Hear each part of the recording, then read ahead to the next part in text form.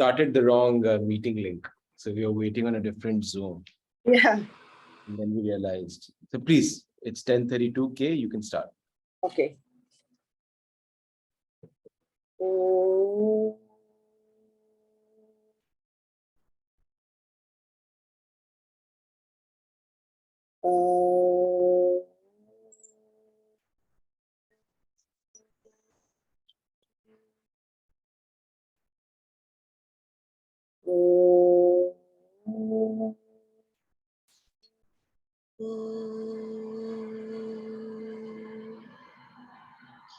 Om Sahana Bhavatu Sahanau Bhunattu Sah Viryam Karavavahe Tejasvi Navaditamastu Ma Vidvishavahe. Om Shanti Shanti Shantihi.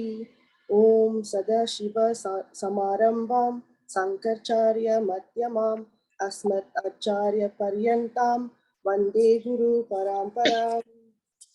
Om Guru Brahma Guru Vishnu Guru Devo Maheshwaraha Guru Sakshat Parabrahma Tasmai Shri Gurave Namaha. Om Saraswati Namastubhyam Varade Kamarupini Vidyarambam Karishyami Siddhir Bhavatu Me Sada. Karpanya dosho bahadasvabhavaha Prachami tvam dharma sammuda chetaha Yachrayasya nishidam bruhi tanme Shishyasteham shadimam tvam prapannam.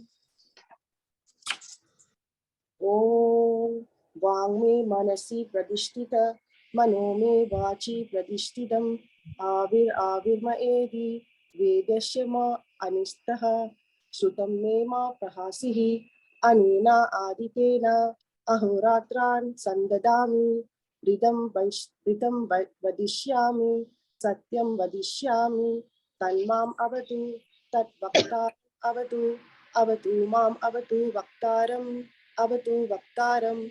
Om Shanti Shanti Shanti.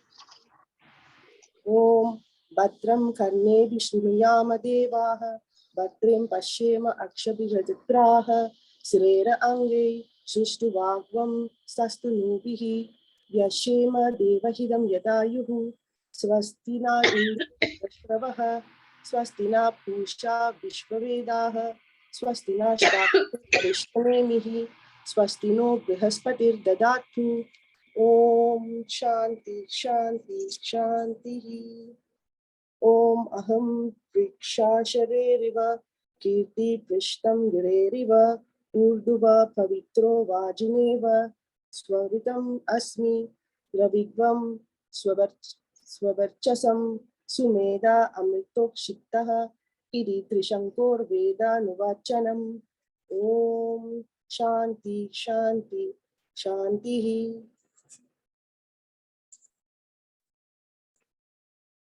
I'm sorry, my mute became, I was unmuted and I disturbed the class. I'm really sorry. No worries. No worries. Thank you, Kay, for the seva. Thank you. I could tell you've put in a lot of effort. There's no doubt. I could tell there are a lot of, especially when you were chanting it slowly, it was very, very well pronounced. And I think some of the times when you went slightly fast, then you missed a few syllables. Okay. But overall, it was actually very good. It was very good for the first attempt for the seva. So thank you for that work.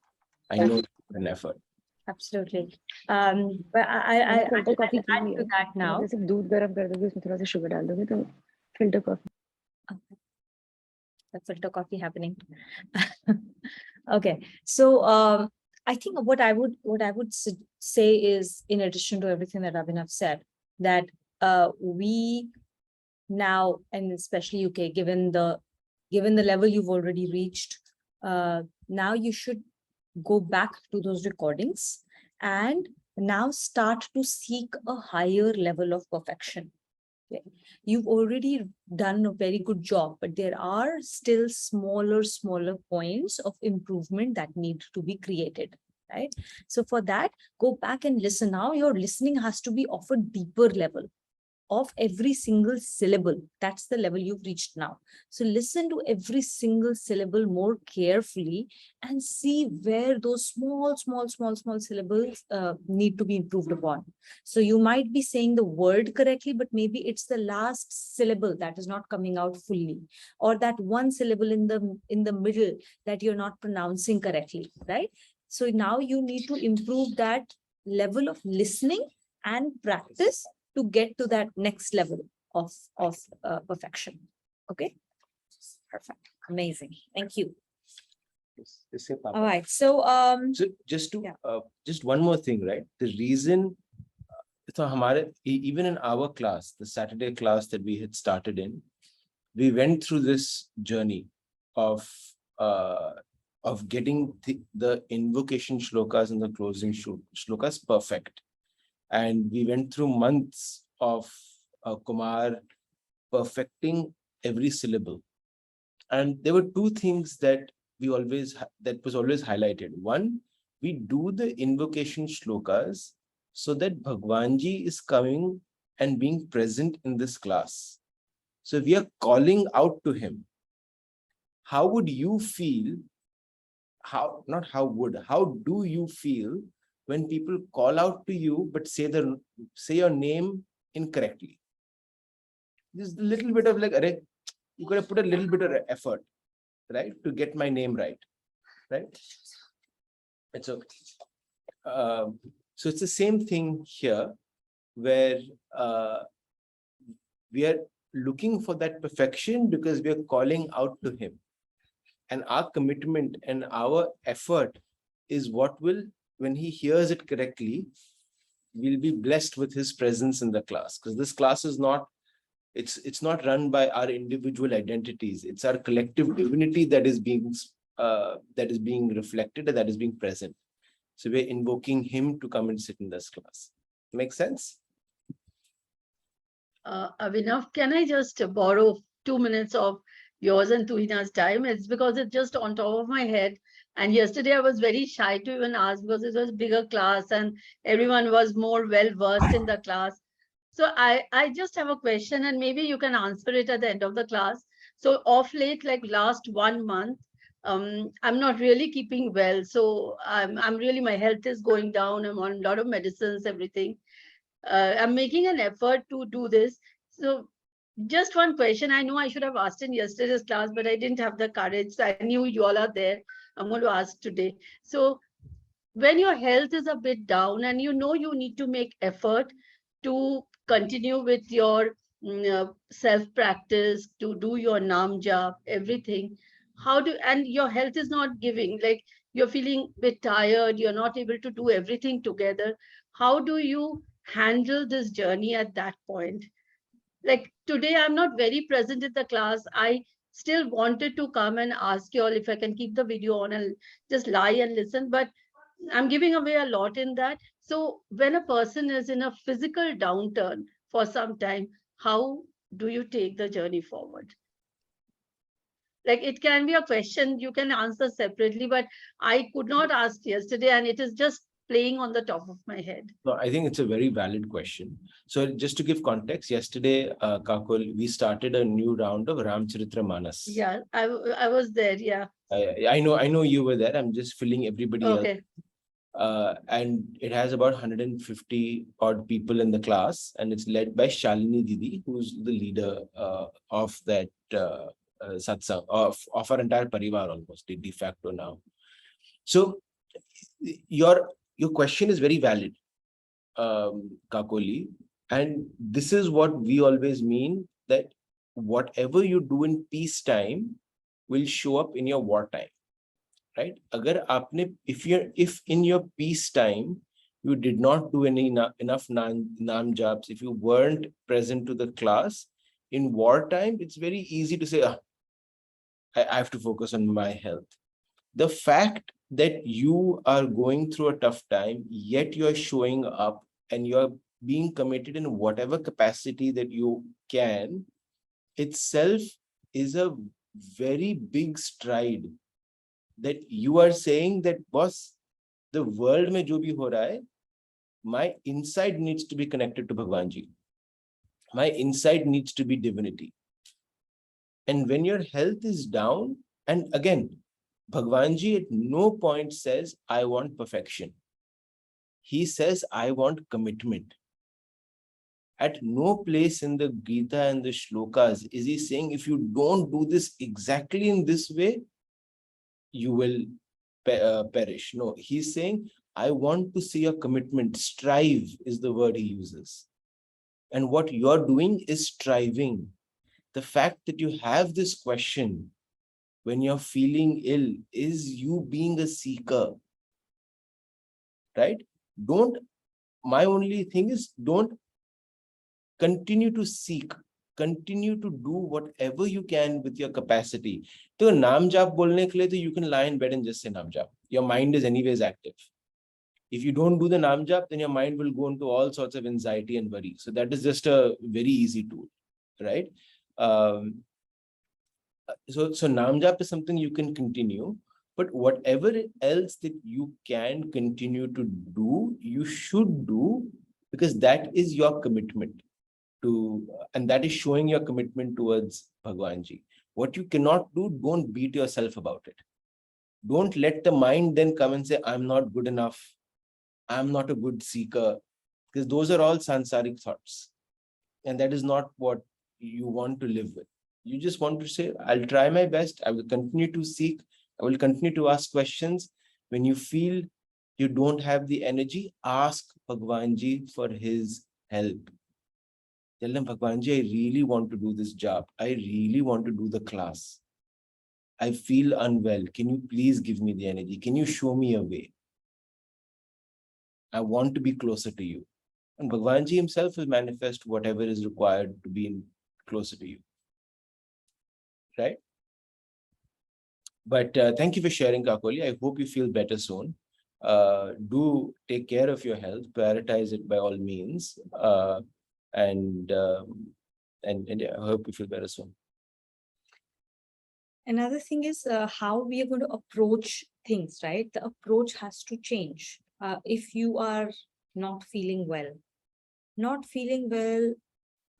in most cases is treated as like, oh my gosh, like I'm dealing with this, right?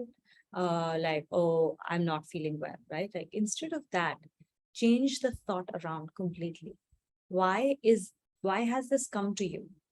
What is it trying to teach you, right? I remember Shalini Didi, she had a really bad this thing, she had a bad fall and her leg broke. So the context of that was she just moved back from Singapore to India. And India में वो भागादौड़ी बहुत कर रही थी. Setting up the new house. I need this. I need to get the house in order. I need to go buy a sofa. I need to do this. She was getting into all of that, running around, settling things. And that's when Yeah, and then she had a fall, she broke her leg. And her first thought when she realized that she had broken her leg was like, oh, this is Bhagwanji calling out to me to say कि अब सांसारिक चीजें बहुत हो गई हैं, focus on me. And now that I won't be able to do running around, I will be, sitting in one place or like not move around so much. It gives me that much more time to focus on Bhagwanji, that much more time to do my swadhyay, right? And Maya ji went through a lot of like physical struggle, right? In the last times, actually over a year or so. So she was also, the way she looked at that vyadhi in her life, the disease in her life, was that, this is giving me a chance to connect more to Lord.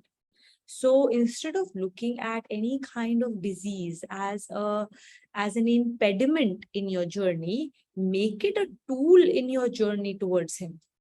This is a time for you to employ your learnings that you had during your peacetime and use this to connect to him too. So like we say, right, Bhagwanji is not sitting in a class. He's not sitting in a temple. He is everywhere. Every single VVGP in our lives is a tool to connect to him, including an ill health. Right? So maybe an ill health, like sometimes I realize that when I start to feel feverish, when I start to feel like I'm feeling sick and I need to slow down, that moment I realize is a moment for me to realize, boss, I'm being too much in samsara. Bhagwanji is asking me to slow down. And there's a moment to slow down, to relax, and then, take myself away from the sansar a little bit. Right? So you really need to figure out how do you use your ill health instead of that. Like, just don't think of this as an impediment of any kind at all. It's a great tool for you to learn from and to use in your sadhana. How you will use it in your sadhana is like, it really depends on where you are and what it is telling you. Only you can know that, and only Bhagwanji can know that. So you will talk to him, ask him what is he trying to tell you, and how will you use this? It is how you approach, right? It starts from there. How you approach what is happening. How do you approach the treatment? How do you approach what's around this? What does it mean in your day-to-day life? What changes it is asking you to make? Right? So all of those things are your path to him, even through this circumstance. Right? And then the sadhana that you are seeking out, the sadhana should at no point of time become a burden. Right? When sadhana becomes a burden, when you are, there are two ways to look at this, right? So when the sadhana becomes a burden, for example, you take on an anushthan, or you're doing, your sadhana of swadhyay, or your sadhana of classes, or whatever, right? Whatever sadhana you are doing in your life. If that sadhana starts to look like a burden, starts to look like something I need to tick off, then we need to pause and ask ourselves what's going on, right? A lot of us will start to say, oh, I have to do this, and focus is on doing it. I must get this done during the day. I have to do so many malas. I have to do my puja. I have to do my swadhyay. I have, like, whatever it is, right? If it starts to look like tick off, tick off, tick off, and just that thought that I haven't done this is creating stress in my life, and it is distracting me, it's making me irritable, then pause. Something's not right here. My purpose is not right here. Now my purpose has transformed from connecting to the Lord. It has transformed subtly to just doing that activity. Attachment to that. Attachment to an activity that must get done, or attachment to the feeling I achieve after I get that activity ticked off. My purpose has subtly changed, and these changes happen extremely subtly. We don't even realize it. Our mind plays games on us all the time. Right? So we need to then start asking ourselves, where has my purpose transformed so that it's causing stress? Swadhyay, connection to the Lord, or any activities that we are doing should never cause stress. The moment we are experiencing any kind of stress, any kind of negative emotion, any kind of guilt, sorry, whatever, right? If there is a negative emotion, then the purpose has changed. We are no longer connected to the Lord, because connection to Lord never at any point of time causes stress or any negative emotion. He is Satchit Anand. So we can't not be connected to him and not experience Satchit Anand, that bliss or happiness or calmness or peace or equanimity, right? So we need to ask ourselves where that thing, that what do you call it, that purpose has changed. Okay. And when we are connected to him, then there is enthusiasm towards doing those activities. Even when we don't do those activities, there is still a persistence of enthusiasm, because we'll know, to what purpose have I given this up to? So that's our checkpoints. These are our checkpoints in our lives to ask ourselves, are we doing things with the right purpose, with the right bhav? And then we have the right purpose, right bhav, nahi ho pa rahi hai koi activity, again the way is to go back to Bhagwan Ji only and ask him, boss, you know my bhav, you know me better than I know myself, you know what's going on, I need you to help me. Save me from these type of rakshas, now like the rakshasi tendencies, and this is what I'm seeking. Show me how to get there, and he will talk to you and he will tell you.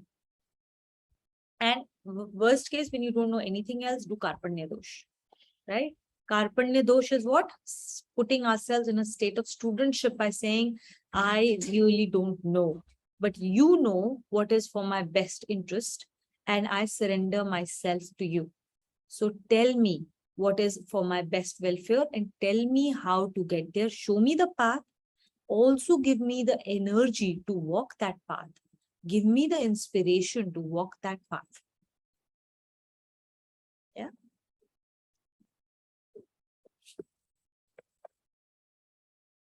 So I think this question and this answer is a very good segue into the next couple of shlokas, but we'll get there. So we'll start with Shloka 14. Okay. Smita, will you read the connection from Shloka 13? Sure. I'm sorry, I'm a bit disconnected. So we are doing 8.14, right?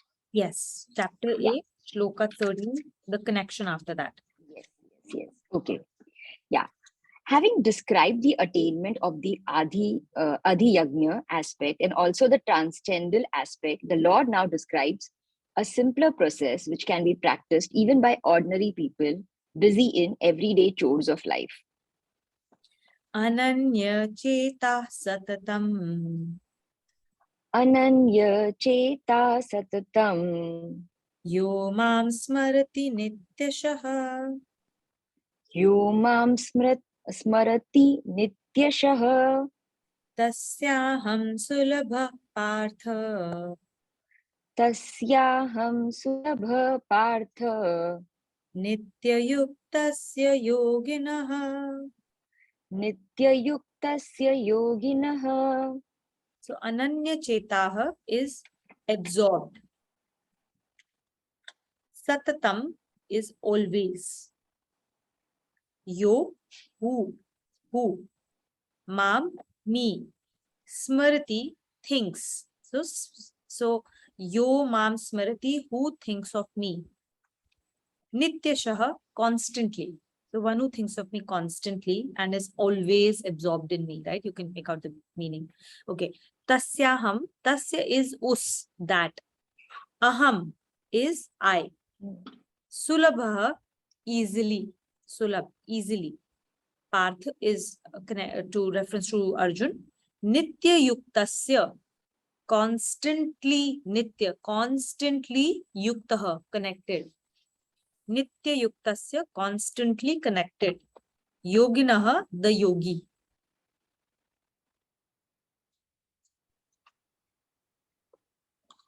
Attainment of the universal self by single-minded remembrance. Smita, This, read the italics as well. oh, sorry, yeah. To a yogi who is ever absorbed in me and who always and constantly thinks of me with single-minded attention, I am attainable very easily. Attainment of the universal self by single-minded remembrance. This shlok is very important for lay people who are unable to pursue a yogic discipline for control of the vital power and the placement of the mind at the time of death. It is clearly indicated here that a person engaged in household duties or busy with the duties connected with earning livelihood, it is always possible to remember the Lord continuously.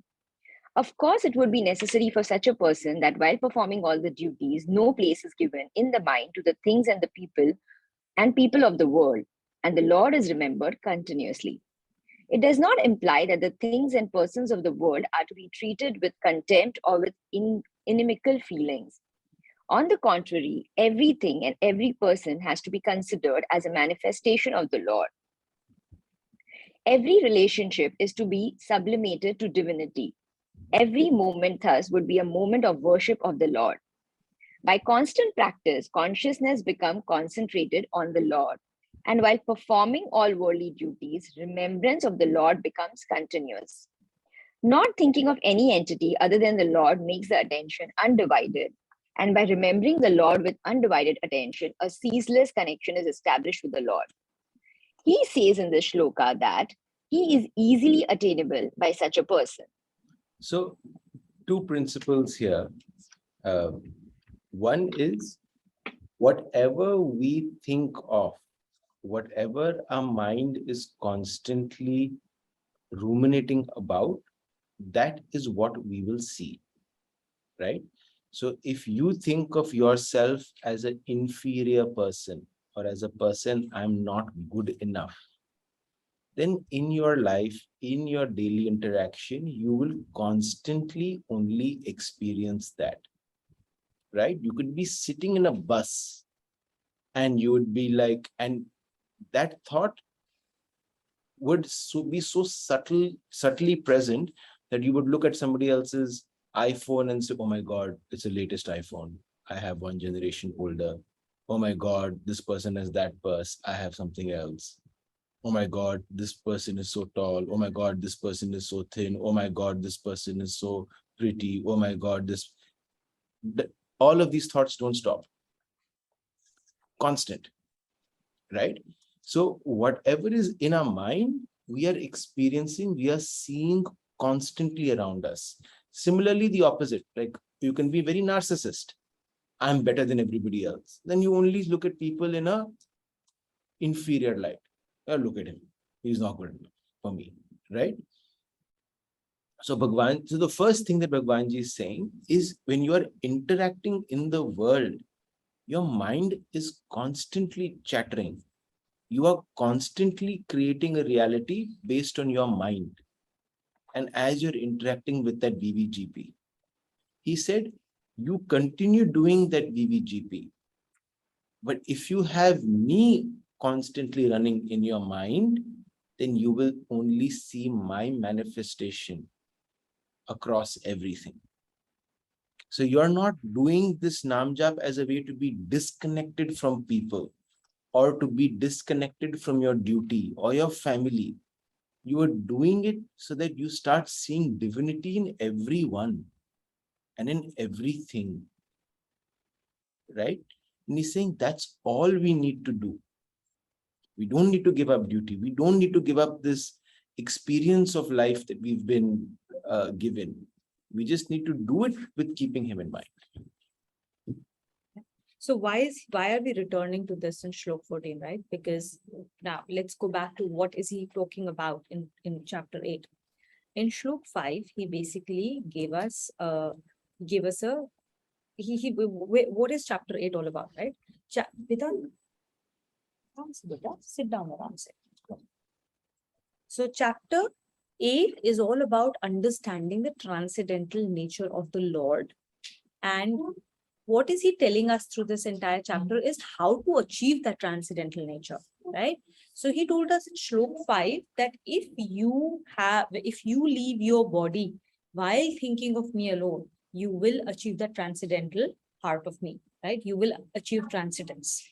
Then we said, okay, so that's pretty cool. All I need to do is to think of him, right?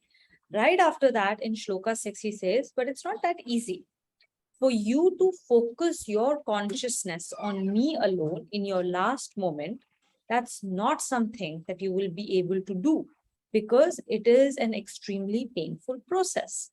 And your entire consciousness will be focused at that time on whatever you have been focusing your life on, right? So your conscious mind can definitely, you will definitely not be focusing your conscious mind on the Bhagwanji. Okay, you will be focusing on the pain and how to manage that pain. Now, so then he said, so the only thing that is going to save you in that moment is what you have been doing so far, so that you have built it into your unconscious mind. It has become an inbuilt habit.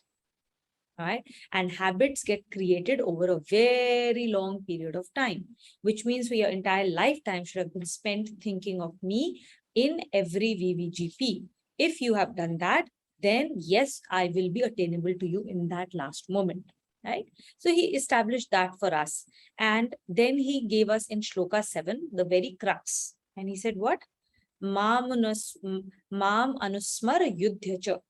Think of me and do the battle of life, right? So that is the only way to attain me. After that, he, from Shlok 8 up to Shlok 13, then he got a little bit more technical and he told us that he talked about the adhiyagya aspect of him and how that helps you attain him. Adhiyagya aspect of him, he has very clearly told us that is the path. That is that. So Adhiyagya is that entity or that principle which creates the concept of yagya, which powers the concept of yagya. And yagya is the only way back to him. Yagya, and what is the root cause of yagya? Sacrifice. Yagya is based on sacrifice. There's no English term for yagya, right? Is offering a good word? Offering. Offering? Yeah, offering. But yeah, I mean, English just doesn't capture the essence at all. So because the entire creation, this Maya, started with sacrifice, And the only way out of this entire Maya back to him is also rooted in sacrifice. All right. So he starts with that entire thing. And so he says, now let me tell you a little bit more about Adhyagya, right? The Adhyagya aspect. And in Adhyagya aspect, he basically told us what are his characteristics as Adhyagya, which resides in us, right? And it is that entity that powers all the sacrifices we do, right? All of the aspects of Yagya, the Yagya bhav that we have comes from him seated in us as Adhyagya. So then he told us what are his characteristics as Adhyagya, and we read all of that in Shloka 9. Then he told us that how will you now attain him in that last moment? So Arjun wants to know specifically more technical aspects of how is he attained in that last moment. And that's when he tells us in through, Shloka 10 all the way to Shloka 13, he says that you are going to be, so basically he tells us about he refers to the to the 7 chakras inside of us, and he talks about how consciousness rises from the lowermost chakra all the way to the highest chakra. Right. And then we also discussed how the lower 3 chakras relate to lower consciousness. And then we have the Anahat chakra, which is our portal of movement to the higher 3 chakras, which are the chakras of the higher consciousness. And our entire attempt has to go from lower to higher. Now, when we say going from lower to higher, that does not mean that we are going to deny any of the chakras, right? We have to experience all 3 chakras in their entirety and have them function in completeness, in wholeness, for us to go to the next chakra. For example, the lowest chakra, the Muladhara chakra, deals with our fears and anxieties. It is the grounding chakra. So if you feel any kind of fear, right, you have to go and face them. You can't bury them away. You have to go and face them to be able to really understand at the root cause what is causing that fear, and completely dissolve that fear by understanding it and by facing it. And then only you become whole and complete at that level. Okay. And as you start to complete yourself, you start moving away from your lower chakras, and you start to stop thinking in terms of I, me, myself, and you start to think more in terms of community and others. You start thinking about what can that person do for me, and you start thinking in terms of what can I do for others, right? So you start moving away from lower chakras to higher chakras. And then Bhagwanji says that you have to, when you, for example, we've done an entire chapter on meditation, right? And we talked about all different kinds of meditation. So Bhagwanji says that with a concentrative meditative capacity, you're going to focus the vital power, the pran. It will move from your lower chakras. You will focus it to your Adhyagya chakra. And with Lord's grace, at that last moment, He will have His grace so that your consciousness will move from your Agya chakra to your Sahasrara chakra. And that's the point of you becoming one with Him. Right? So, and then he talks about how you will do that. You will control all your sense inlets. You will control all your senses. You will fix your mind. There's concentration that will have to happen. And then he talks about how you will fix your concentration on Om. And then we discussed in the last class the value of Om, the importance of Om, and how it resonates as what is called the sound of the creation. Right? There are so many ways to interpret Om, and yet we will never understand the Mahanta of Om. But we focused on, like, we understood it in 3 or 4 different formats. We tried to approach it in 3 or 4 different formats to try and get a sense of how primal, how important that word Om is, how fully encompassing Om is, and how we need to think about it, how we need to focus on it, how we need to concentrate on it, right? So right after that, the next shloka, he says, but, if you are a person who does not have all of that time to focus yourself, to seat yourself in that fashion, or to focus yourself on Om, or think about all of these things, then what does that mean for me? Is this absolutely essential? I'm a householder. I have tons of duties in my life that I need to do. I don't have time to sit down and do this kind of concentration. I'm not able to do it, for that matter. I'm not able to do it. Even when I try, I am not able to do it, because it is not something that happens over 1 hour of meditation. It happens over 10,000 hours of meditation, right? But then the question is, boss, if I'm not able to do it, then what happens to me? That's why Lord comes back down to this and says, even if you don't do all the things that we've done so far, we've talked about so far, you don't have to do it by fixing your thoughts on this. Okay, this is not something that you necessarily need to focus on as a primary focal of your everyday activities. All these technical things will naturally happen at that end moment if you have lived your life in accordance. So this is the technical way in which things will move in that last moment. Whatever I've described so far, your consciousness will move to that moment. That process will happen and you will achieve him. However, that does not mean all your life you've been trying to do that process. So that process will get activated no matter what, if your entire life has been spent in thinking of him.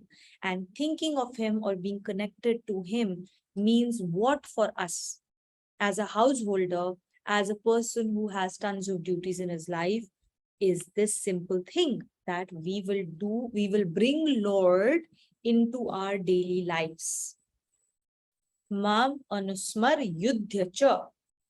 So all these technical things we've talked about, they will naturally happen if I have been battling my everyday battles by thinking of him in daily life.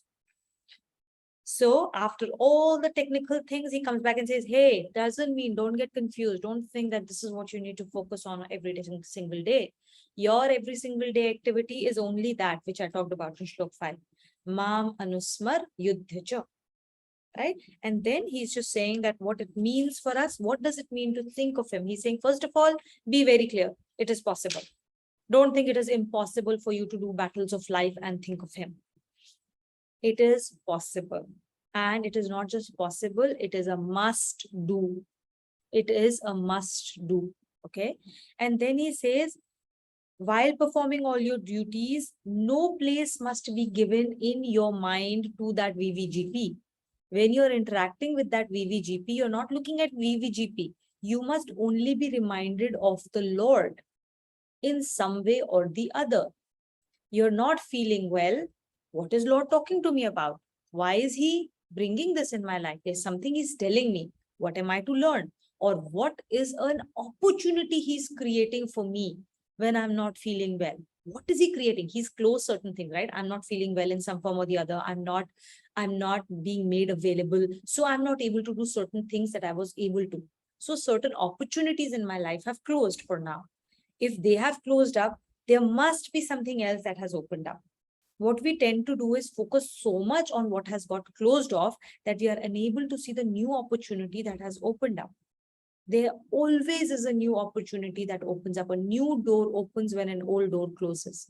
But we just keep standing there, keep looking at the door closed and keep feeling sad about it, rather than moving around, say, hey, God has closed this door. He wants me to move on to do something else. Let's look at what other doors have been opened up. And yes, it could potentially be a difficult, painful process, but it could also be an easy process depending on how connected we are to Lord, so that we can hear him speak to me. And he will speak to me not in some Akashvani as it seems in the Puranic concepts, right? Those Akashvanis are, they are meant to really tell us something else. When you hear Akashvani happened, that Akashvani in our life happens through people that we talk to, through the things that happen in our life. Sometimes it's a word that I read somewhere. It's a sentence I read somewhere. It's a WhatsApp message. It's one of my friends or somebody I'm walking along. Somebody says something that stays with me in my consciousness. This is him speaking to me. It's just that we sometimes just don't even recognize that he's speaking to me through these multitude of VVGPs that are happening around me, right? So that's what he's saying. Every moment is going to be a moment of worship of the Lord. And if we live our life like this, everything else that has been talked about will naturally happen. This is the process by which you will realize me. Don't focus on it. It will happen naturally.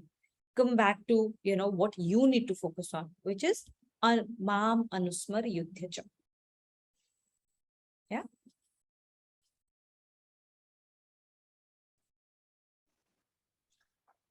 We'll go ahead and read. All gain and no loss. Many people think that they would have to give up their present position or condition of living if the Lord is to be remembered ceaselessly. This way of thinking is correct only to the extent that if any sinful act is being done due to some mistaken presumption, under the pretense of providing for the family, continuous remembrance of the Lord would certainly root it out.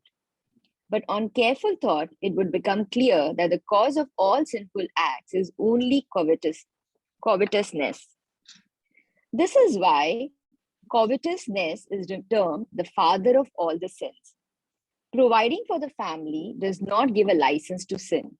Ceaseless remembrance of the Lord is possible while righteously discharging the obligations relating to the household, property, relations, friend, precious possessions, social status, etc.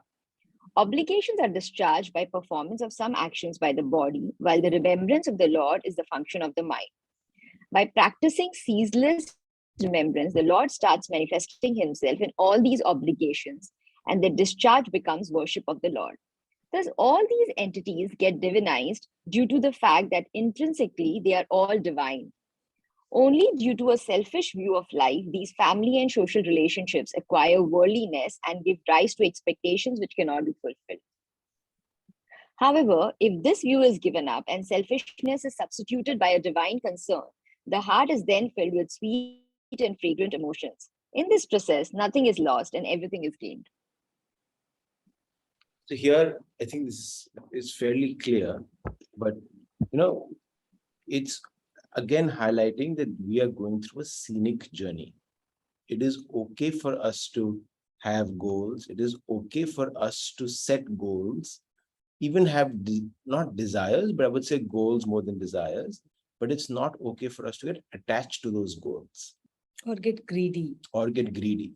Right? So you can have a goal that I'd like to have this promotion, I'd like to have X money, I'd like my son to be XYZ. But yeah, so all of that has to be attached to purpose. There has to be a purpose of why you want to reach there. So I want to be promoted so I can create greater value. I can create greater impact. I can take care of more people in my company to help them fulfill their potential. You can set a goal that I would want to make more money. The purpose could be to help fuel dreams for yourself, for your kids, for your community, right? It could be through many different ways. What is not okay, and that's what he's saying comes in, is the covetousness, the selfishness, the attachment that is very subtly hiding behind all of these goals for us, right? And when we get attached, or when we look at things from a selfish perspective, that is when there are many, many breakdowns.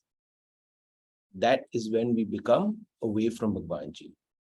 But by keeping him in mind, he's saying all those activities which you do out of covetousness, which are out of selfishness, those will start rising for you.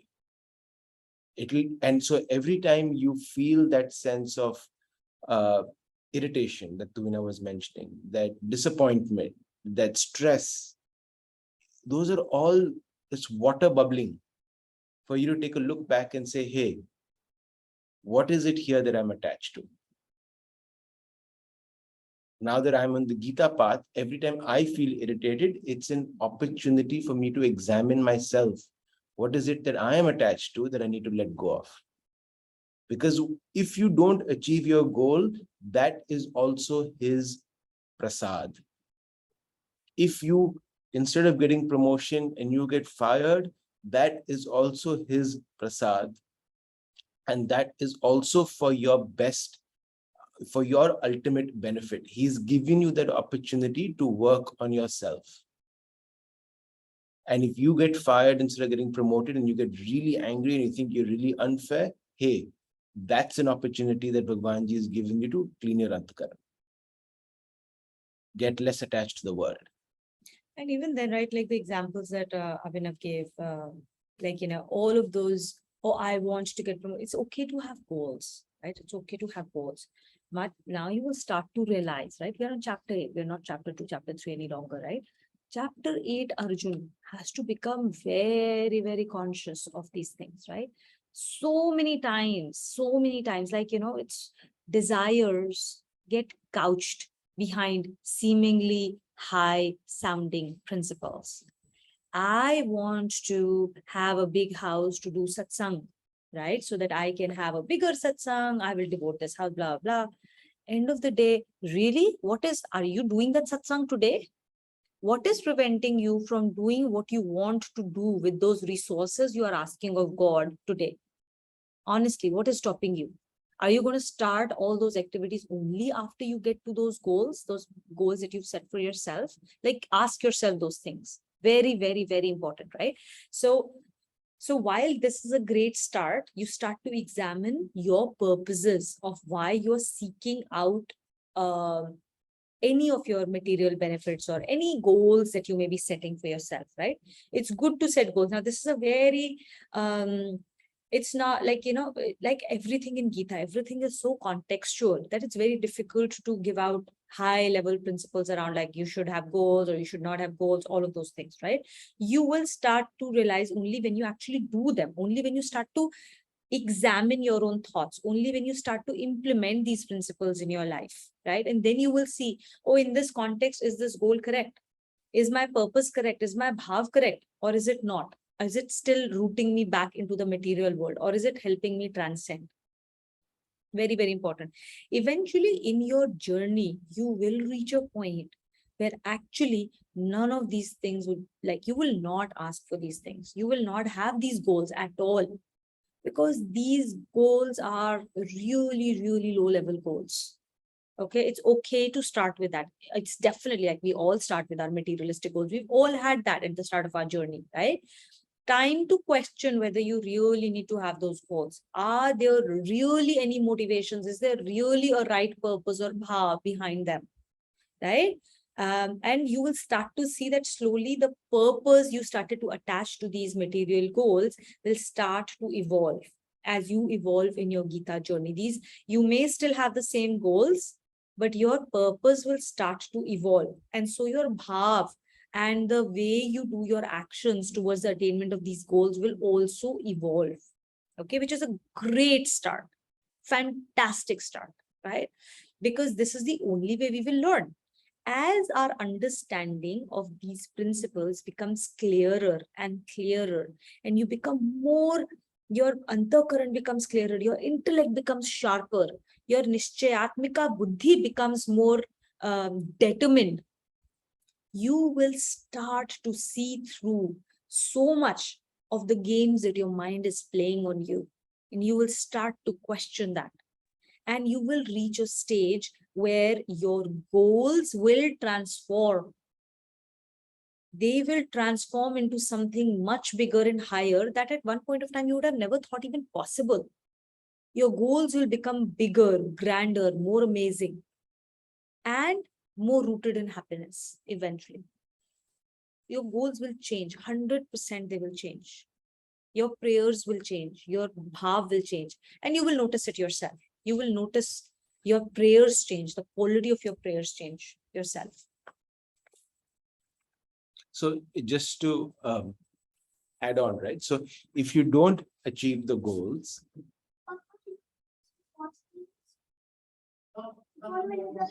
okay, later. Thank you. Sorry. He was very concerned. His minute is 1 minute. His watch is 1 minute fast. So we need to work on that.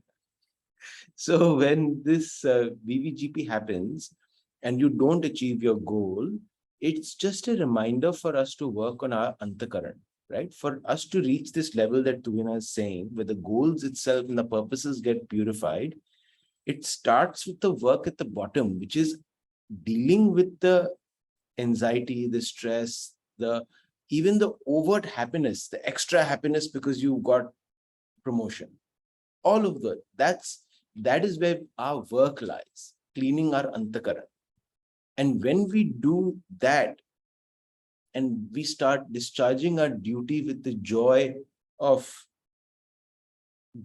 just having the opportunity to do the duty, regardless of whether you like it or not like it, that is where you realize you gain the whole world and you lose nothing. Yeah.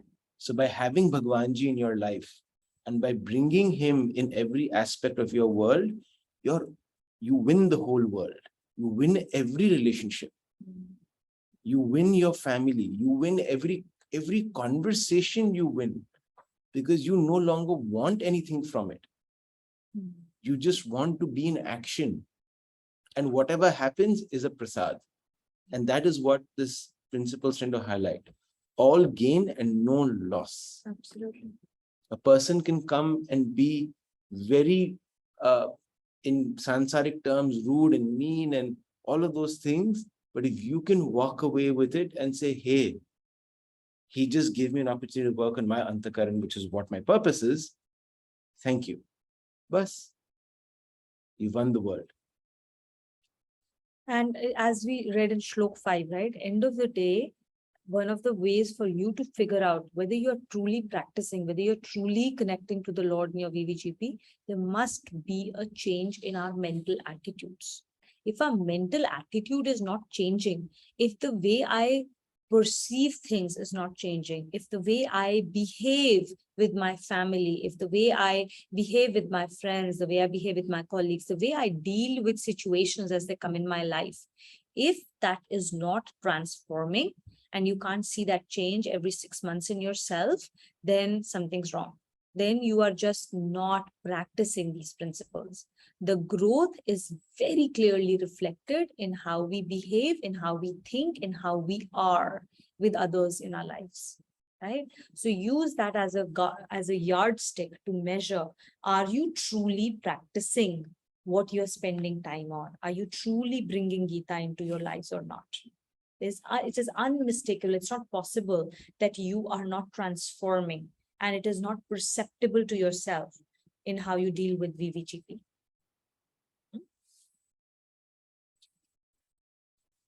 So, Kakuli, would you like to read, or if you're feeling unwell, then you don't have to, right? Like I thought, Yeah, I think heard you. just let her rest. Yeah. Okay. Kay or Let's. Venki. Venki, will you read with us? Sure.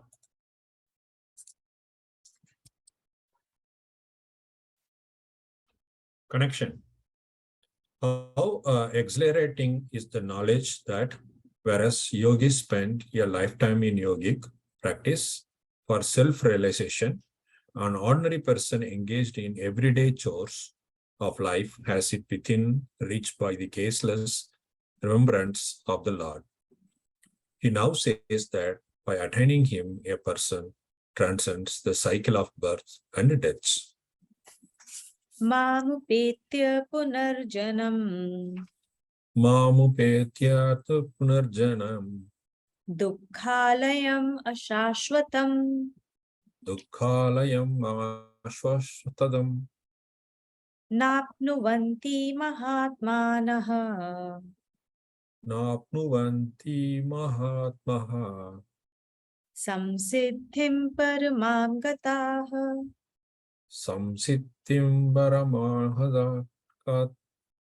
Mam is me, upetya is attaining, punarjanam rebirth, dukh alay abode, alay means abode or house of suffering, of dukh, of suffering. So dukh alay, abode of suffering, ashashvatam, transient. It's not shashvat, it's transient. Na apnuvanti, do not attain or does not attain, right? Na apnuvanti, apnuvanti is attain. Mahatmanaha, the exalted people. Samsiddhim paramam gataha, samsiddhim is siddhi ko, a perfection. Paramam gataha, paramam is highest, gataha attains.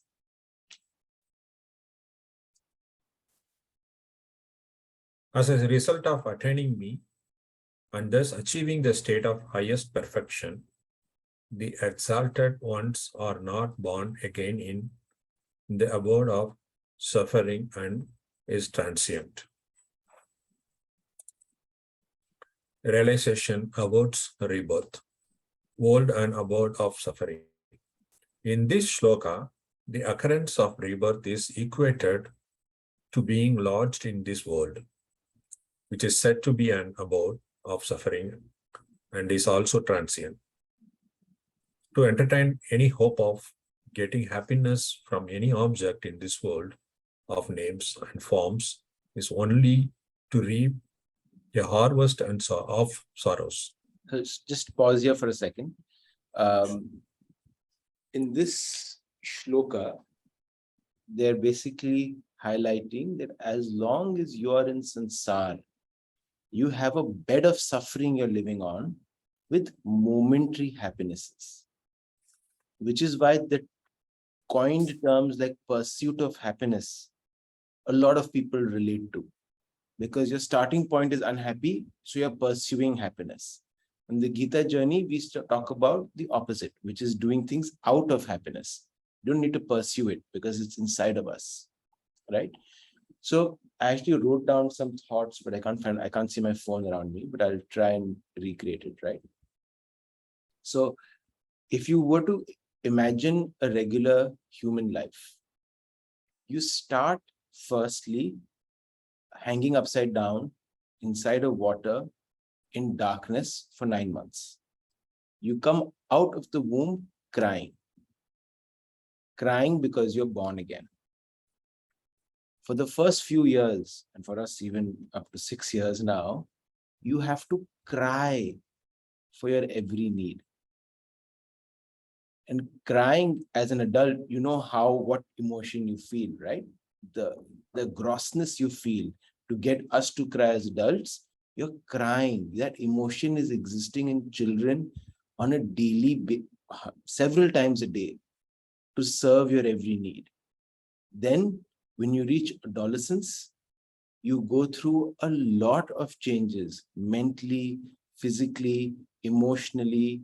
When a community you don't understand, there is natural confusion, anxiety and stress that is created no matter where you are born.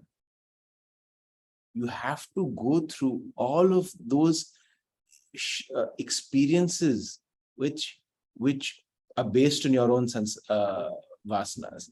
After that, in the 20s, you have the stress and the anxiety of trying to figure out this world alone. Then you get married, or then you have relationships. Then you need to manage relationship, expectations of the relationships. And along with that, you have to raise a family. And along with that, you will constantly have to deal and maintain all these family relationships, personal relationships, office relationships. And as we move along, we pass on a lot of this stress and anxiety we've collected to deal with the world. And it's only been 40 years so far. But we've collected all that in 40 years, and we are now transferring it to our parents, to our children. And then as we grow into the 50s, we watch our parents, people we love, people who gave us this life. We watch them decay. We watch them go through suffering. We watch them go through disease. So we constantly get an experience of hurt till we reach a point where we start experiencing illnesses, right? And and Tuya has mentioned this earlier, right? Death is a painful process, as painful as birth is. Birth is a very painful process, both for the mother and the child. Death is equally painful.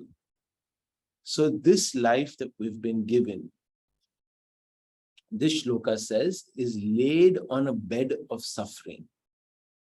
And to cope with that suffering, we get little glimpse of happinesses. most of us, unfortunately, look for that happiness in the objects and sense objects. So in a very extreme case, a person, there's a term coined in our society called stress eating. Every time you're stressed, you just eat chips, sweets, sugar. It makes you feel good. Next thing you know, you're 150 kgs. Referring to me here. No, yeah, she's Chips. 150 kgs, guys. But I do stress eating chips now. There was a time in my life I used to eat chips every day after office. Trading would stop and I'd go down and have a bag of chips with chai. See, Seriously. but see, Bhagwanji is now not maybe a trader anymore, so it's good. So the stress eating exists, right? And we've seen the effects of that. But the less extreme version is what we do, what I do, right? Every time you feel you're going back to that close suffering, chalo, let's go out, let's party, let's get distracted, right? Looking for entertainment, looking for pleasure in sense and sense objects. And Bhagwanji is saying all of that is transient. You want true happiness, want real happiness, start bringing me. Look inside. Bring Bhagwanji out in your life and you will see God everywhere. Then suffering will, that's the only way to erase the suffering. And in this shloka, he says, if you attain me, that's it. You get out of this cycle of birth and death. But even if you do come in, there is no suffering for you because all you see is me. Yeah, pain may happen. Suffering is optional. We can opt to suffer in the face of pain, or we can opt to remain happy in the face of pain. So we will get to that point. And I think we need to, at this point, start to clearly distinguish between happiness and pleasure, right? Pleasure and happiness, bliss, these are different terms with very different qualities associated with them. So far, we have been confused all our lives. We think those little pleasurable moments that we experience is happiness. Now we have to start to distinguish between them and very clearly start to see where am I pursuing pleasures, how much effort I am putting into pursuing pleasures, and what is the gain I'm getting out of it. Vyavasayatmika buddhi, what do you call it? An intellect that knows its business, that knows where to put its resources. Where is the best gain I get? You have to employ that vyavasayatmika buddhi and start to measure what is the benefit I'm getting after when I put in this much of effort I'm putting after seeking these pleasures. What is the benefit I'm getting? I'm getting this kind of happiness. This is the quality. This is the length, right? And then what? So, start using that vyavasayatmika buddhi to start seeing and seeking. I'm seeking pleasure. I'm seeking this kind of happiness. I'm seeking this kind of bliss, right? So let's get more like, let's start getting deeper and having more nuanced understanding of this.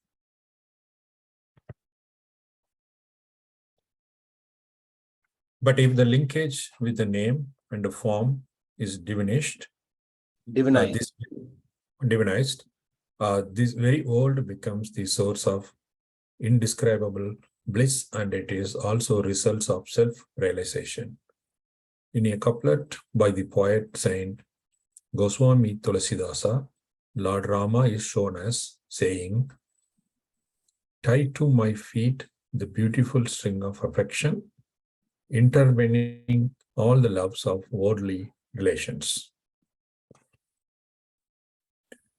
The great saint Sri Ramakrishna Paramahansa used to say that the expectation of happiness turns the world into huge deception, and establishing relations with God makes the same world of house of comfort.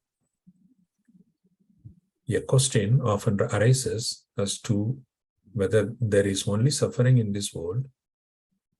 People are also seen enjoying life, but a careful study would reveal that there is suffering in pursuing pleasures. And when they disappear, there is a greater suffering. The utilization of the available facilities for doing duty selflessly And with dedication is the alchemy which turns the base metal of suffering into the gold of endless pleasure. Thus, describing the world as an abode of suffering and as being transient, the Lord says that the exalted ones who attain the state of perfection are not born again.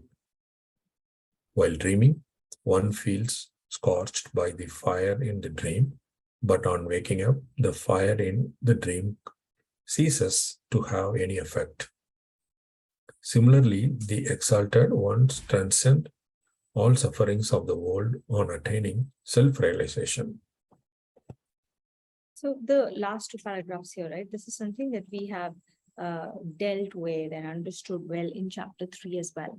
So in chapter 3 also, what did we realize? That there is suffering in pursuing pleasures. So when we pursue pleasures of life, right, then there is something that we are working towards.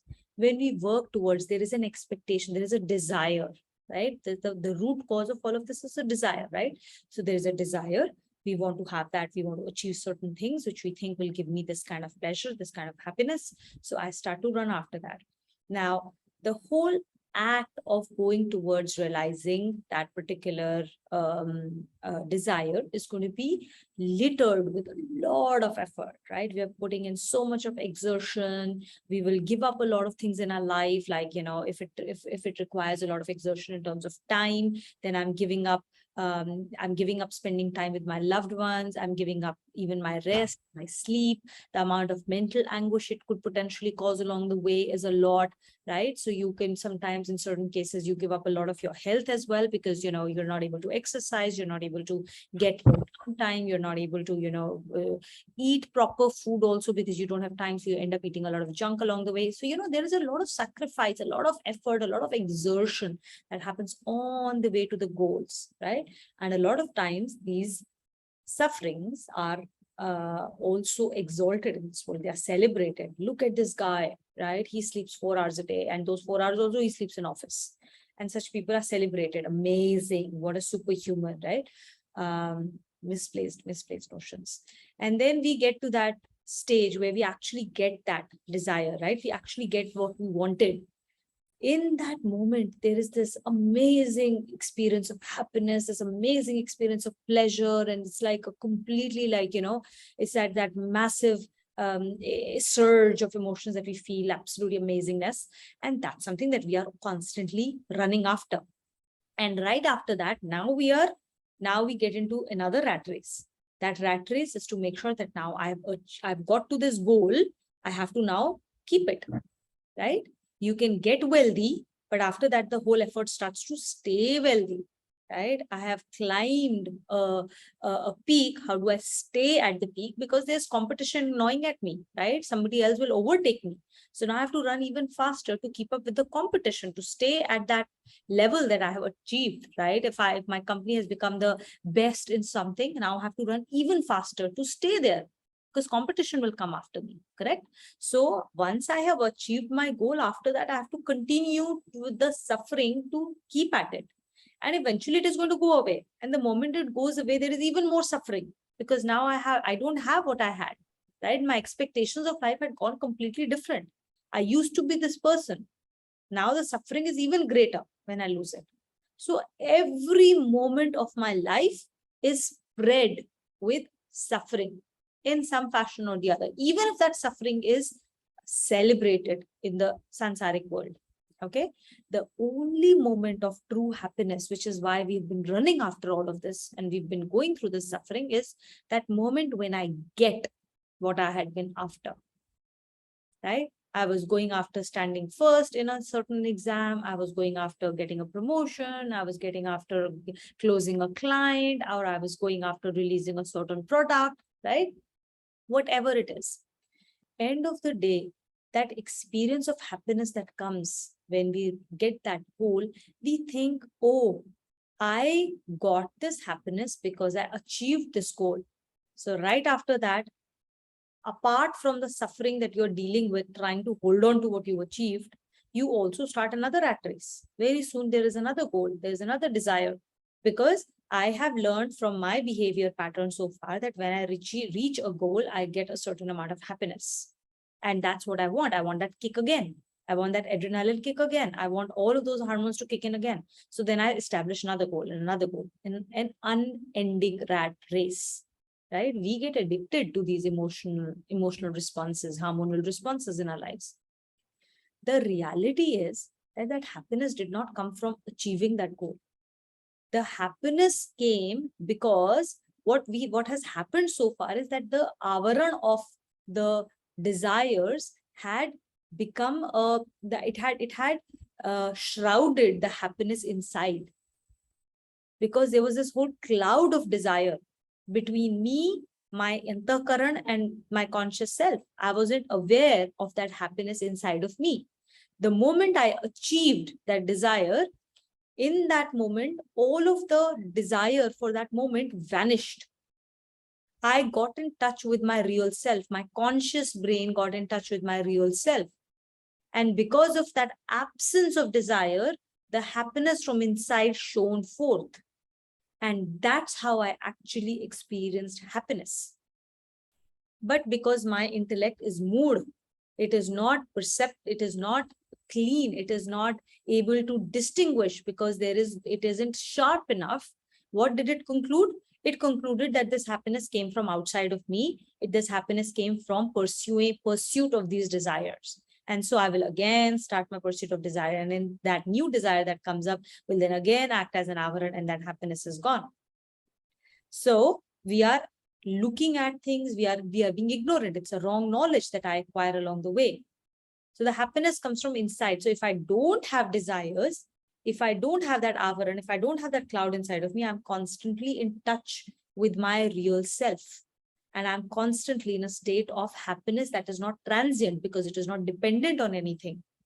It is not dependent on anything transient. So it stays, which means that I am in state of real happiness. I'm in a state of bliss at all points of time. And being in that state of happiness, being in that state of enthusiasm, now I am going and doing everything else. I need to get a product launched. I need to close a client. I need to go and get something done. I do all of that without the stress, without the tension. I stay in a state of calmness, of happiness, of equanimity, and go and get stuff done with a real enthusiasm. And that's a distinction we need to start making. We can do all the same activities in our lives without the unnecessary stress that we create for ourselves. Yeah.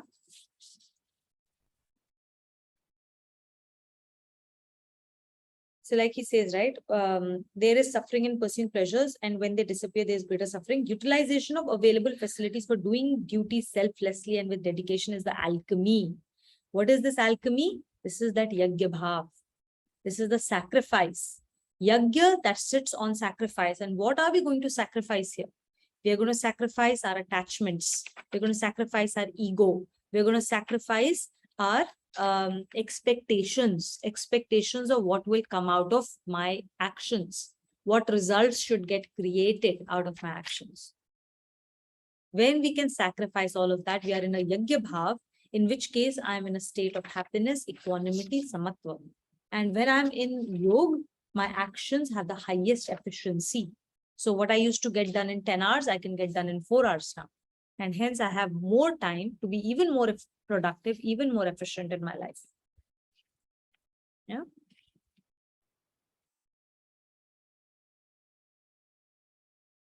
We'll do the next shloka, right? Yeah, We'll we be have able to. 15 minutes. Yeah. Rishabh, are you available to read? Ritu. Please come in for a long time.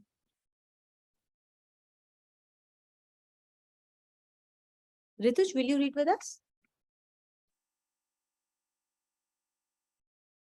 Not sure if they're there. Yeah. Can you just tell me which shlok? Yeah, Shlok 15. So the connection after Shlok 15, chapter 8. Okay, thank you.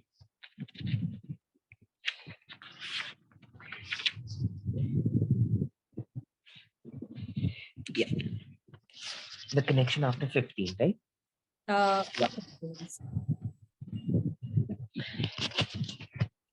It is said in the scriptures that righteous acts result in happiness. The question that arises is, would a person building up a huge stock of righteous acts be not entitled to enjoy heavenly happiness, thereby escaping from all suffering? The Lord gives the answer.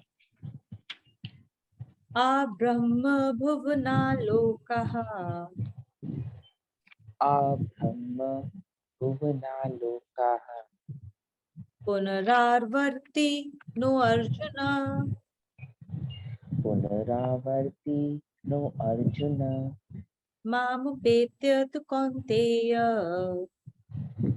mamupetya tu kaunteya narjanna vidyate. punarjanma na vidyate. Brahma bhuvana lokaha, all the worlds up to the Brahma lok. Punara varti, they revert back. That means they are transient. Mamupetya, those who attain me. To Konteya, those who attain me is Mamupetya to Konteya. Punarjanmna vidyate, rebirth does not happen.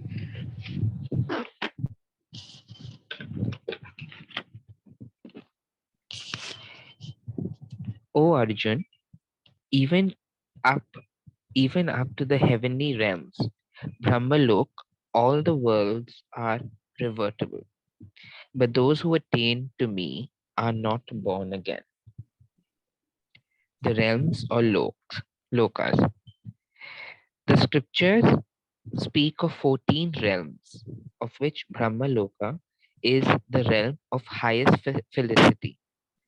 The language used in the description of these realms gives an impression that these realms are geographical, like the world we live in, and accordingly, a sense of one realm being higher than the other is imparted through them.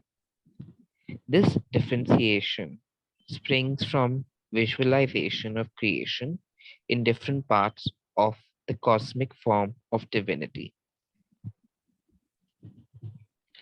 Of these, 7 realms constitute the nether regions in which the consciousness suffers the tortures of hell. Their names are as follows: Patal, Rasatal, Rasatal, Mahatal, Talatal, Suttal, Vittal, and Atal.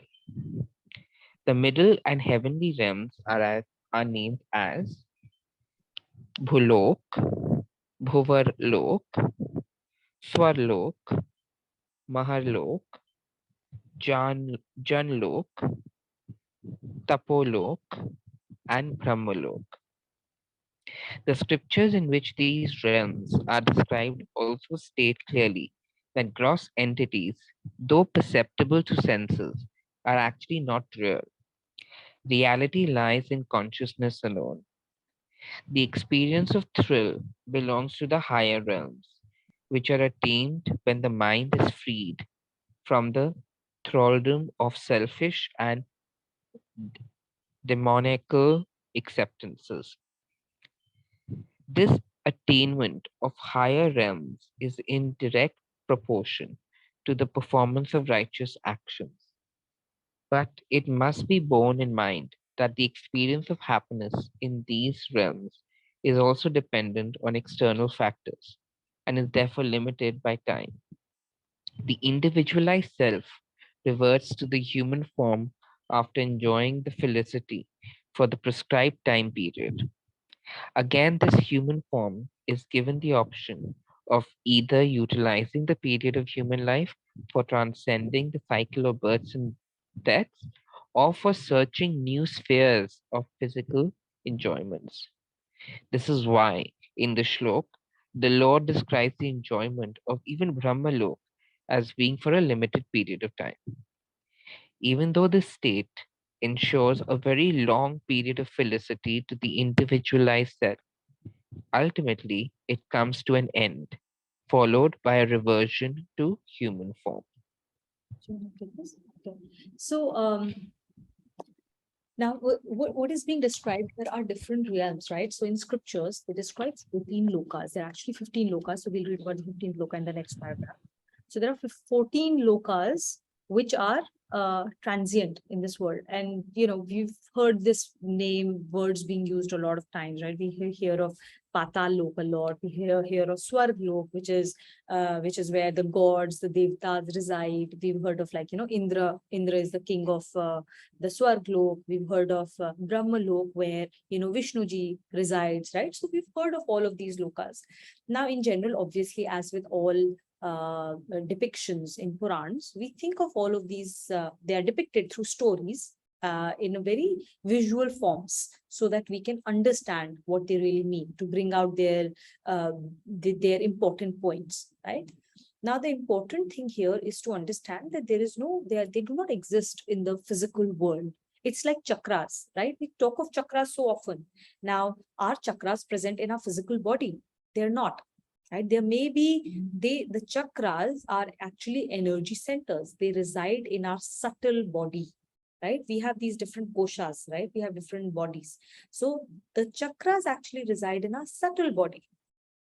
And they do have corresponding points in our physical body as well, which is why we say that there is, you know, under the navel, or, like, you know, around here, or in your heart, or, you know, your throat. All of these are points that are references to physical body, but no chakra actually resides. You open, cut up, whatever, medical science doesn't find any chakras inside a physical body. Chakras are manifestations in the subtle body. Okay. Similarly, these lokas are a subtler concept. They reside in our consciousness. Right? As Abhinav had said in one of the classes earlier, I think it was the last class where he referenced quite beautifully, he said, we are always focused. Yeah, when we were talking about the sense inlets, like control over sense inlets, he had said, all our senses are constantly focused on the outside, but life happens on the inside, right? Life happens on the inside. All our consciousness, everything happens on the inside. So how we experience life is how our consciousness is feeling, or what level our consciousness is rising to. Now, there are 7 levels of felicity, of happiness, of calmness, of gratification that we experience when we do the righteous acts, right? When you do the right things, when you don't tell a lie, all of those right things that the scriptures talk of, you will naturally get certain types of results. This world is run by laws, right? You do certain things, you will get certain results. It's quite obvious, right? So when you do those things, then you get those results. They create a level of mental peace, a sense of mental happiness, and for varying periods of time, depending on how long or what kind of righteous acts you're doing. So that felicity that you experience in your mind, of happiness, of calmness, of equanimity, of, like, being able to say, I want this, and you get it in your physical life, right? And you have to realize, like, we live these things in our everyday life. You know, Swarg Lok, Nark Lok, everything happens in this life. It is not something you experience after life. It happens in this very life.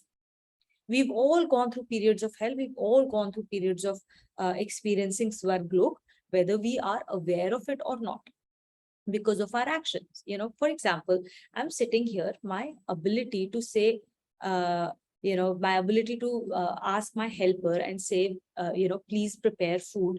And I come to my table, I can literally say what food I want, and my helper will help me prepare it, and she will serve it beautifully on the table. Because this is an experience of Swarglok. Do we realize that? Are we grateful for that? Do we realize and be grateful for how much I would have done, or the righteous acts I would have done to be able to achieve this in my life? Is everybody able to experience this? And are we grateful for that? This is Swarg, right? Being able to step down and be able to, like, all the things that we experience in our life, sometimes that happiness that you have, the availability of time you have to be able to calmly sit down and watch a happy movie with your family, being able to go out and be able to experience the happiness you experience when you're with your friends and you're enjoying a joke together, the laughter that follows. These are all glimpses of felicity that we get because of the certain righteous acts we do. It is our righteous acts that gets us in the right company.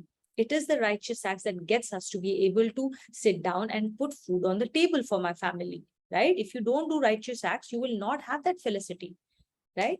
And then the narkloks, the 7 lokas below, that create anxiety, fear, unhappiness, sadness, anguish, guilt, shame.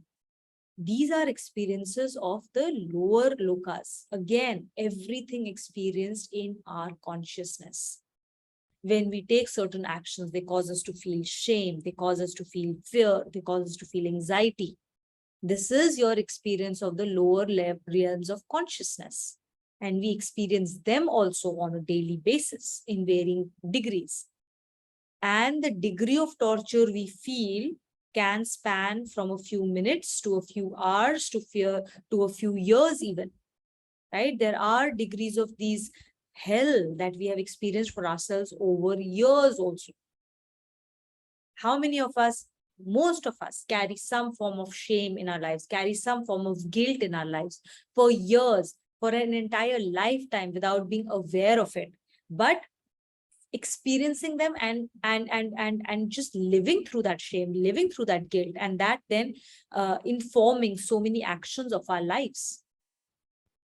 Right? So when we read this, we have to understand that these are realms of consciousness which we experience on a daily basis. It's an experience of life. Gita is about living this life. It's not about afterlife. There's nothing afterlife, right? You don't get to act, right? Then, of course, in physical form, there are, and this is one way of experience. And I'm telling you stuff that we are now at a level that we understand and how we can experience and how we can apply it in our life today. Right? Later on, you will start to experience, or you will get to deeper understandings of these realms as well. Right? For example, there are certain types of species that we can be born in, which will then make you experience these different consciousness levels in that species as well. Right? I won't get to that because even my understanding of that is not that sharp. Right? But we will get to that. You will start to understand it, at the time that you're ready to understand it. So I'll just add one thing, right? As Tuina mentioned, we all have done a lot of righteous acts for us to experience many different versions of these lokas in our world, right? Now, the reason why we don't attain the highest loka, which we will talk about earlier, is because despite us doing righteous acts, we still have desires. And because we still have desires, we have to go back into the world to play the game. Yeah. It's only when we become fully desireless is when we reach the highest level. So you could do amazing work, and there are a lot of people that do, but you will always be trapped in that cycle as long as you have even one desire. Even if you have one desire. Yeah. So all these 14 lokas of the lower consciousness as well as higher consciousness, they all have an external dependence, and they all come imbued with some or the other desire. Right? Some or the other desire. And we have to become extremely strict with ourselves, and we have to really start questioning ourselves to really understand these desires. For example, on my side, right? I like to prepare for the class, right? In a certain way, right? I like to prepare for class in a certain way. I like to do certain types of swadhyaya. I like to do certain types of activities which help me prepare for this very class, right? Now, I have to be very conscious of how and when I'm not able to do those certain things, or something happens or whatever. Like, it may be a choice I've made, I've become lazy, or it may be an externally imposed circumstance which causes me to not prepare for this class in a certain way. And and then it creates a sense of anxiety inside of me, or it creates a sense of fear. No, not really a fear. It creates a sense of irritation inside of me, upset inside of me, right? That is an experience that I'm creating for myself. And I have to be aware of, like, even something as subtle and something as pure as preparing or doing swadhyay for Gita class can create desires, can bind, can lead us down the to the lower lokas. You might not think that even, oh, you are doing such a righteous, pious act as preparing for Gita class and all of those things. And yet those very acts can push me into lower levels of consciousness. Right? So it is not just about the act, it is the bhav, it is the purpose, and being aware of what we are creating. And all of these are transient. Yeah. Whether it is right, good things or bad things, good results, bad results, everything is transient because we haven't gone past our desires. So, and as long as you have a desire, right, what happens is because you have a desire, you have an identity which is separate from God. Like desire to make sure that we do, even if it's a desire as subtle as my desire is to make sure that I give my best to the class. Very amazing sounding desire, still a desire. It's a desire because I think I will do something, that I will create something in the class. Right? So subtle. It's just the I that think is that I'm doing it. No.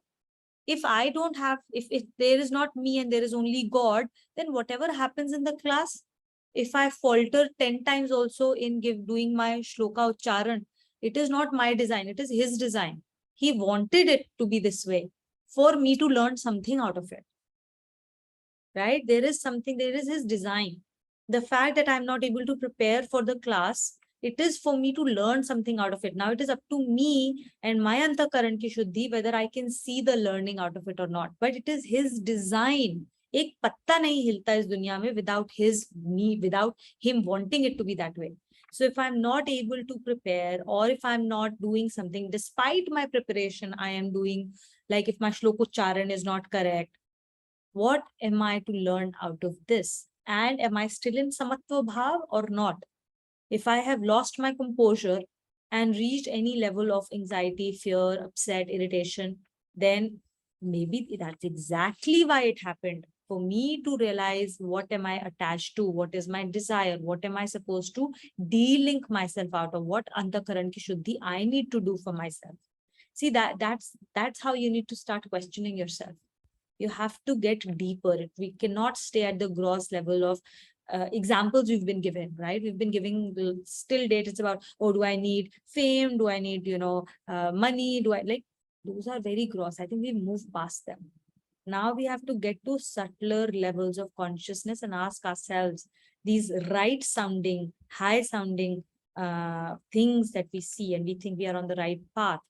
We have to we have to start questioning ourselves. Now we have to get to that deeper level of cleaning we need to do. You can continue reading the touch. The realm of the absolute beyond reversion. In the second line of the shlok, it is said that higher than the highest realm of heavenly felicity, there is the realm of the absolute, Satyalok, from which one does not regress to this world. It is compared to the head of the cosmic form. The consciousness in the realm below the absolute is comparable to the water flowing in a river, which contains the waters of different rivulets from both its banks. But when the river falls in the sea, it loses its identity and merges with the ocean, along with all its dirt and slime. Similarly, when consciousness merges in the absolute, all impressions of happiness and suffering disappear. Yeah. I think we just touched upon this, right? Like as long as you have a desire, you have an identity which is separate from God. And that is why you have to come back in the world. And our entire journey, as Kakuli would have heard yesterday, is to move from our charitra to Ram charitra. Move from our identity to God identity. And that is when we reach the Satyalok. Cool. Sorry, guys, we ran over by 5 minutes, but this was a very heavy shloka, which I guess was also important. Okay, Kay, are you good to do closing shlokas? Yeah, sure. Om Sarvesham Swastirбhavatu, Sarvesham Shantirбhavatu, Sarvesham Purnam Bhavatu, Sarvesham Mangalam Bhavatu. Om Sarve Bhavantu Sukhinah, Sarve Santu Niramayah, Sarve Bhadrani Pashyantu, Ma Kaschit Dukhabhag Bhave. Om Asato Ma Satgamaya, Tamaso Ma Jyotirgamaya, Mrityorma Amritam Gamaya. Om Shanti Shanti Shanti. Om Purnamada Purnamidam Purnat Purnamudachyate Purnasya Purnam Adaya Purnam Eva Avishishyate. Om Shanti Shanti Shanti. Om.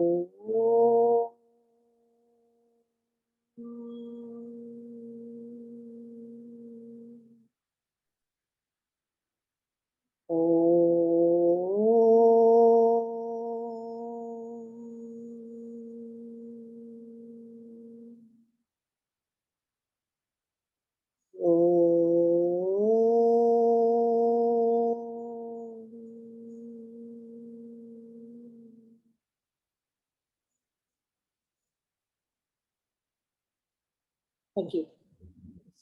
Thank you so much for the seva, K.